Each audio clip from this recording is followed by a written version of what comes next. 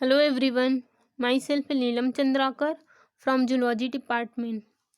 आज की इस लेक्चर में हम डिस्कस करेंगे रिप्रोडक्शन इन वायरसेस और वायरस से होने वाली डिसीज़ के बारे में। ठीक है, इससे पहले वाली वीडियो में हमने देखा था टाइप्स ऑफ वायरसेस, मतलब कि वायरस के प्रकार कितने हैं और इसके स्ट्रक्चर को देखा था। ठीक है, तो इसमें सबसे पहले हम देखते हैं रिप्रोडक्शन इन वायरसेस। ठीक है, वायरस में प्रजनन कैसे होता है। तो इसमें रिप्रोडक्शन जो है वो सिर्फ होस्ट सेल के अंदर होता है। होस्ट मतलब कि जो पोषक होता है उसकी बॉडी में सेल के अंदर होता है। सेल के अंदर ये रेप्लिकेशन द्वारा मल्टीप्लिकेशन करते हैं। मल्टीप्लिकेशन मतलब कि ये रेप्लिकेशन के द्वारा अपनी संख्या को बढ़ाते हैं। ठीक है, ये मल्टीप्लिकेशन के लिए जो होस्ट सेल है उसके न्यूक्लिक एसिड, प्रोटीन और एंजाइम का यूज़ करते हैं। तो वायरसेस में रिप्रोडक्शन जो है वो अलग अलग स्टेप में कंप्लीट होता है। इसमें फर्स्ट है अटैचमेंट, सेकंड है पेनिट्रेशन, थर्ड है अनकोटिंग, फोर्थ है रेप्लिकेशन और फिफ्थ है असेंबली एंड रिलीज। इसमें फर्स्ट हम देखेंगे अटैचमेंट। ठीक है, तो इसमें क्या होता है, जो बैक्टीरियोफेज है वे बैक्टीरिया के ऊपर आकर अटैच हो जाता है। ठीक है, तो इसको डायग्राम से समझते हैं। यहाँ पे फर्स्ट स्टेप है अटैचमेंट या फिर एडजॉर्प्शन। ठीक है, इसमें क्या होगा, जो बैक्टीरियोफेज है, बैक्टीरियोफेज मतलब कि ये एक प्रकार का वायरस है। बैक्टीरियो मतलब बैक्टीरिया से है और फेज मतलब ईटर। ठीक है, मतलब कि ये बैक्टीरिया को इन्फेक्ट करते हैं। ठीक है, तो जो बैक्टीरियोफेज वायरस है वे बैक्टीरिया के ऊपर आकर अटैच हो जाता है। ठीक है, और जो बैक्टीरिया की सेल वॉल है उसके ऊपर, सेल वॉल के ऊपर कुछ प्रोटीन होती है। ठीक है, जो कि एज ए रिसेप्टर वर्क करती है, जिसे वायरस जो है वो सेंस कर लेता है। ठीक है, तो इसमें फर्स्ट स्टेप में होगा जो बैक्टीरियोफेज है, मतलब कि जो वायरस है वो बैक्टीरिया की जो सेल वॉल है उस पे आके अटैच होगा। ठीक है, तो बैक्टीरियोफेज की जो टेल फाइबर है इस प्रोटीन को सेंस कर लेता है। ठीक है, और आकर बैक्टीरिया की सेल वॉल में अटैच हो जाती है। ये जो सेल वॉल है वहाँ पे अटैच होती है जहाँ पे बैक्टीरिया का रिसेप्टर साइट होता है। ठीक है, उसके बाद सेकेंड स्टेप है पेनेट्रेशन। ठीक है, तो ये जो वायरस है इसके बेस प्लेट में एक एंजाइम होता है। ठीक है, इसके स्ट्रक्चर में हमने बैक्टीरियोफेज के स्ट्रक्चर में देखा था कि जो बैक्टीरियोफेज है उसके जो बेस प्लेट है उसमें एक प्रकार का एंजाइम पाया जाता है जिसको लाइजोजाइम कहते हैं। ठीक है, ये क्या करता है, ये जो लाइजोजाइम एंजाइम है, मतलब कि ये जो बेस प्लेट है वो लाइजोजाइम एंजाइम को सिक्रेट करता है, जिससे जो बैक्टीरिया की जो सेल वॉल है वो डिग्रेड हो जाता है। ठीक है, मतलब कि उसमें एक होल सा बन जाता है। ठीक है, उसके बाद अब ये वायरस की सीट जो है वो कॉन्ट्रैक्ट होती है और वायरस का जो डीएनए होता है वो एंटर हो जाता है इनटू द बैक्टीरियल सेल। ठीक है, इस स्टेप को बोलते हैं पेनिट्रेशन। ठीक है, तो फर्स्ट स्टेप में क्या होगा, जो बैक्टीरियोफेज है मतलब कि जो वायरस है वो बैक्टीरिया की सेल वॉल पे आकर अटैच होगा। ठीक है, और एक प्रकार का एंजाइम जिसको लाइजोजाइम कहा जाता है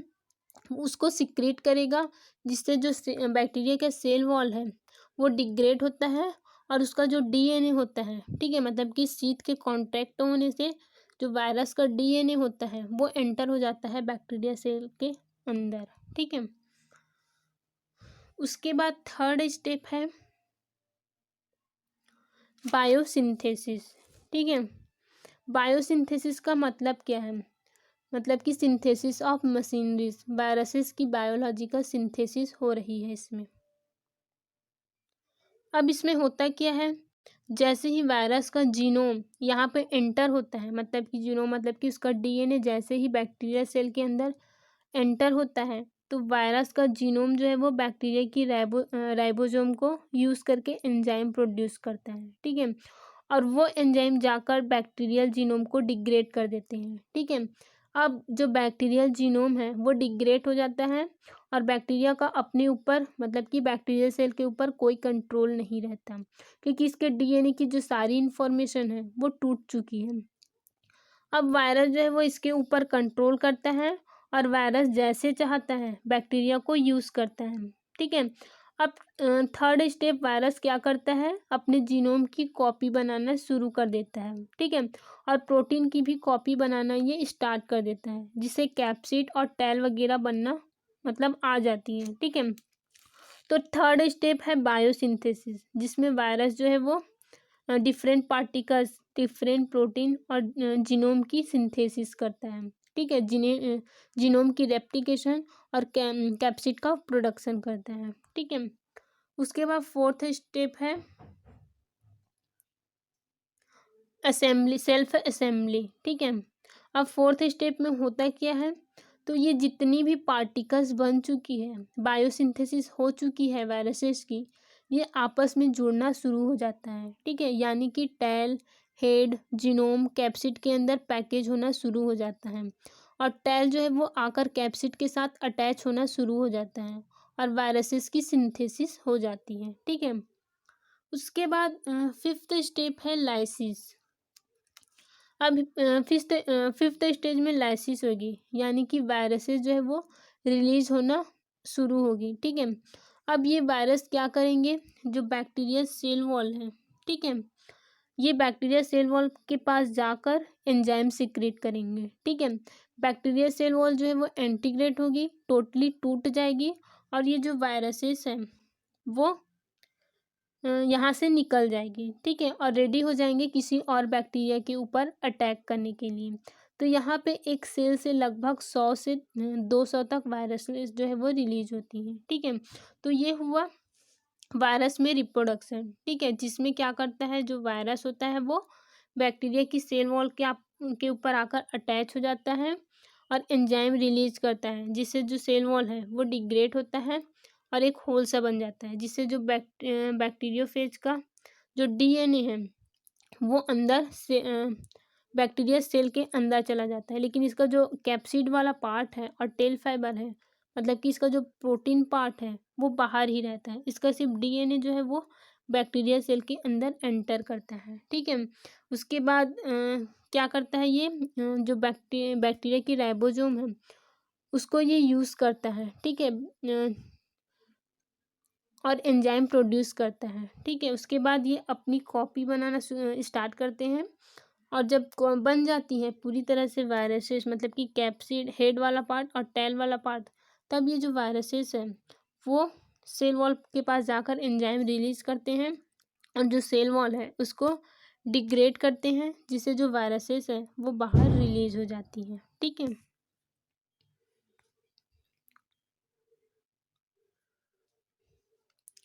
अब हम देखेंगे वायरल डिसीज़, मतलब कि वायरस से होने वाली डिसीज़ कौन कौन से हैं, ठीक है। तो वायरस के थ्रू होने वाले डिसीज़ है, उसमें से फर्स्ट हम देखेंगे इन्फ्लुएंजा, सेकेंड पोलियो, थर्ड है कॉमन कोल्ड, फोर्थ है रेबीज, और फिफ्थ है स्मॉल पॉक्स।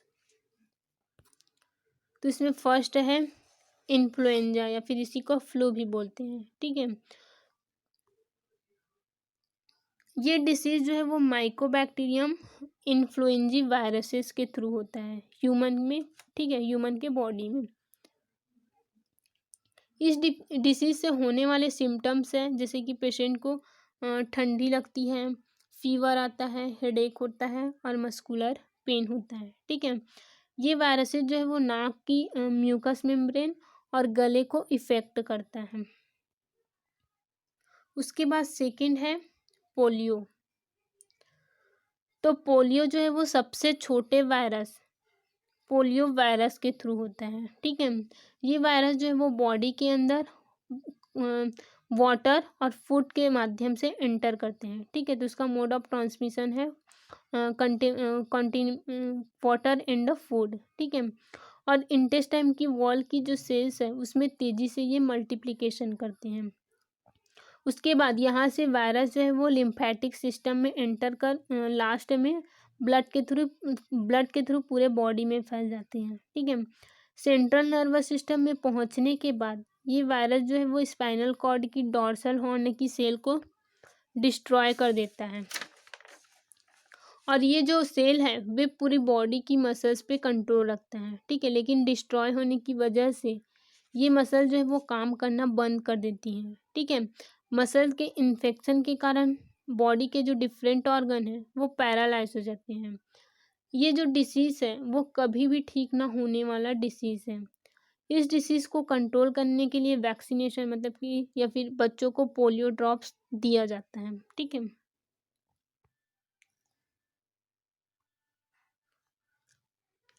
उसके बाद थर्ड है कॉमन कोल्ड, मतलब कि सामान्य सर्दी जुकाम, ठीक है। तो सामान्य सर्दी जुकाम कैसे फैलता है?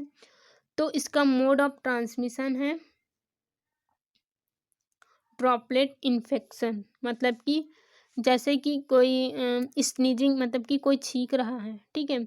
तो ये जो ड्रॉपलेट है वो एयर में, और एयर से अगर कोई इसे इनहेल करता है तो उसको ये जुकाम होती है, ठीक है। ये राइनो वायरसेस से होता है, ठीक है। ये एक ग्रुप ऑफ वायरसेस है, ठीक है, जो कि सिर्फ अपर रेस्पिरेटरी ट्रैक में रहते हैं, ठीक है। मतलब कि ये वायरस जो है वो कभी भी रेस्पिरेटरी ट्रैक के अंदर नहीं घुसता, सिर्फ अपर रेस्पिरेटरी ट्रैक में रहता है, मतलब कि गले या फिर नाक में रहता है, कभी भी लंग्स में नहीं जाता। इसका सिम्टम्स है जैसे कि रनी नोज, कफ होता है, आई जो है वो रेड हो जाती है, फीवर आता है, हेडेक होता है, ठीक है, और गले में पेन होता है। ये जो डिसीज़ है मतलब कि सामान्य जो सर्दी जुकाम है वो 3 से 7 दिन में ठीक हो जाती है, ठीक है। उसके बाद फोर्थ है रेबीज। वैसे तो रेबीज जो है वो जानवरों की बीमारी है, जैसे कि डॉग में रेबीज वायरस आ जाता है। इसके अलावा ये वायरस जो है वो कैट, स्क्वेरल, बैट्स में भी पाए जाते हैं। ये वायरस जो है वो इन एनिमल की सलाइवा में पाया जाता है। ये वायरस जो है वो डॉग के नर्वस सिस्टम में एंटर करता है और फिर ये नर्वस सिस्टम को डिस्ट्रॉय कर देता है, ठीक है।